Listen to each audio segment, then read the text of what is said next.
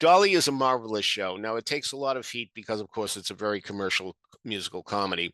The show opened to unanimous raves in 1964, most famously led by Walter Kerr in the Herald Tribune, who said, "Don't bother holding on to your hats. You'll only be throwing them in the air anyway," in tribute to this show. A musical comedy dream. All the reviews were raves. It was definitely the hit of the season. It definitely won more Tony Awards than any other show had ever won Tony Awards at that point in time. It won 10. So it was a big smash hit. Life goes fast. So we should make the most of it while we have the chance to make the most of it. And that's what Dolly's all about. People just think of it as a mindless musical comedy, but it really does have a lot to say to us about living a good life and appreciating what we can appreciate. I remember talking to Carol Channing, the original Dolly, about this once, and she said, everybody thinks this musical is so wonderful, and of course it is, but it's all Thornton Wilder, because Thornton Wilder wrote The Matchmaker, originally wrote a play called The Merchant of Yonkers and then revised it as The Matchmaker. And she says all the life affirming stuff that's in Dolly, and there's plenty of it, comes from Thornton Wilder, who really did believe about appreciating life. I mean, if you know his play, Our Town, it's all about the fact that we don't appreciate life while we're living it. And Dolly has a lot of the same type of themes. Appreciate life, be a pleasure loving person. So here's an interesting point. The song that she tries to smooth things over in the stage show, not in the movie, is a song called Motherhood. It's often been alleged, it's almost close to 100% certain now, that Jerry Herman, who wrote the score to Hello, Dolly, did not write this song, that it was actually written by Bob Merrill. Now, Bob Merrill had a reputation on Broadway already, um, because he had written a show called New Girl in Town, produced by Hal Prince, and Take Me Along, produced by David Merrick. And so David Merrick ostensibly, this is what we're told, I mean, you don't have to believe this, but there are those who said that David Merrick called in Bob Merrill when the show was trying out in Detroit and said, "We need a new song. Would you write something?" And supposedly Motherhood is one of those songs. Jerry Herman always denied that. He denied that face to face to me, saying, no, that's not true. But a lot of people think it is, including Steve Suskin, who's written a lot of books about Broadway, who worked for David Merrick and noticed he was sending out a check every week to Bob Merrill. Okay, what was that check for? Bob Merrill didn't have a show running on Broadway at that time, so what was that check for? Dolly is encouraging Cornelius and Barnaby to get involved with Irene and Minnie. And one of the ways to do it is dancing. Now, Richard Rodgers had a very famous expression, which was, in the movies, people go to bed to have sex. In musicals, we dance. That's what we do. We don't show people having sex. And of course, this is a show in the late 1800s where people who meet in the first day certainly don't have sex. So as a result, what happens here is that Dolly says, you should dance with these ladies. And they say, we don't know how. Well, Dolly's going to teach them to dance, and that's what's going to happen there. And there's a big production number, dancing, okay, in which everybody in town is shown dancing. Now, this brings up something that turns out to be a flaw later in the show. I'm going to jump way to the end of the show in a song called So Long, Dearie, in which Dolly is ostensibly saying goodbye to Horace. I've had enough of you. I don't want you. It's over. Um, and she sings that she's going to learn to dance and drink and smoke a cigarette. Now, I'm going to learn to dance, but she's been teaching people how to dance. So why is she going to learn to dance since she already knows how to dance? Um, as time went on, it was very interesting that Pearl Bailey, who took over midway in the run of Hello, Dolly, Dolly opened in 64. She took over in 67 with an all-black company. And she changed the line to, I'm going to learn to hoochie cooch and smoke a cigarette, et cetera, which does make more sense under the circumstances that indeed there she was teaching him, so she doesn't need to learn to dance. Maybe there are some dances she doesn't know, but we're led to believe that she doesn't know how to dance at all. So, but anyway, back to dancing, and she teaches him dance. This is one of the most poignant moments in the show, because indeed, what do we have here? We have everybody on stage paired off. There's a man with every woman. including, of course, Cornelius and Irene and Barnaby and Minnie. But we see the whole town, New York, right there, which is getting ready for the big parade. And so as a result, here we have all these people paired off, and Dolly is alone.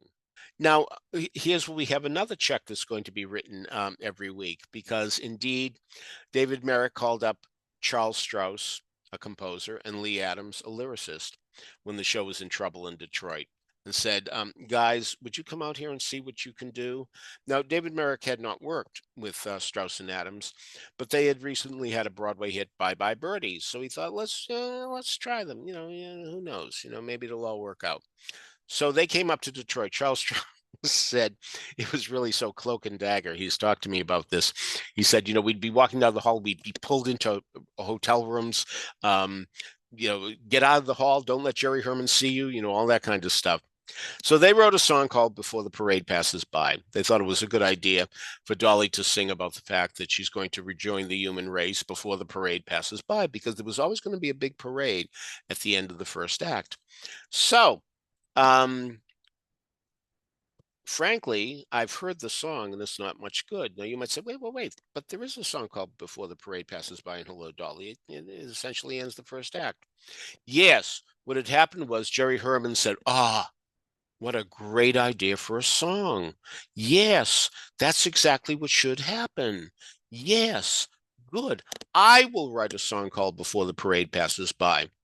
But even though he did that, and the song you hear is indeed all Jerry Herman, Strauss and Adams still got a piece of the action, because they came up with the title that Jerry Herman wouldn't have necessarily come up with if it had not been for their inspiration. So as a result, Steve Suskin was sending them a check every week as well. Even though they wouldn't have a show on Broadway until the fall, they were still getting checks during that period of time and beyond, as long as Dolly was running. So that's another contribution that was made. We're starting to wonder how much did Jerry Herman write, because the second act begins with a song called Elegance, and supposedly Bob Merrill wrote that one too. And there is circumstantial evidence. Circumstantial. It wouldn't hold up in court. Don't misunderstand me, but there is circumstantial evidence that indeed Bob Merrill wrote Elegance. Why? Because there's a lyric. All the guests of Mr. Hackle are feeling great and look spectacular. Now, that's the type of thing that Bob Merrill liked to do. He liked to stretch words and make perfect rhymes out of things that, that words that really don't exist. The word is not spectacular, but it rhymes with hacklar, so that's why he did it. But if you look at his lyrics for Funny Girl, you'll see that in one song, Eddie Ryan, Fanny Brice's best friend, said, "Kid, my heart ain't made of marble, but your rhythm's really horrible." Same type of thing. In his 1967 musical, um, Henry Sweet Henry, um, he rhymed that music tickle us, although your whole technique is ridiculous. Again, this is the type of thing you like. So there is circumstantial evidence that indeed Bob Merrill wrote Elegance. When Jerry Herman was engaged to write Hello, Dolly, he had Ethel Merman in mind. He always thought that Ethel Merman would be Dolly. And he wrote songs in her voice, thinking, okay, this is the type of song Ethel Merman would like to sing. One was called Love Look in My Window. Another one was called World Take Me Back. Okay. As it turned out, Merman said, back in 1963, when they're putting the show together, no, I don't want to do it. So, but anyway, by 1970, she hadn't been on Broadway for a while. Yes, she did a revival of Annie Get Your Gun in 1966, but she hadn't been on for a while. And David Merrick offered her enough money, and she said, all right, I'll do it for 3 months. 3 months wouldn't have made it break the record. But David Merrick said, okay, I'll take it. Maybe after she does it for 3 months, she'll extend and we can break the record.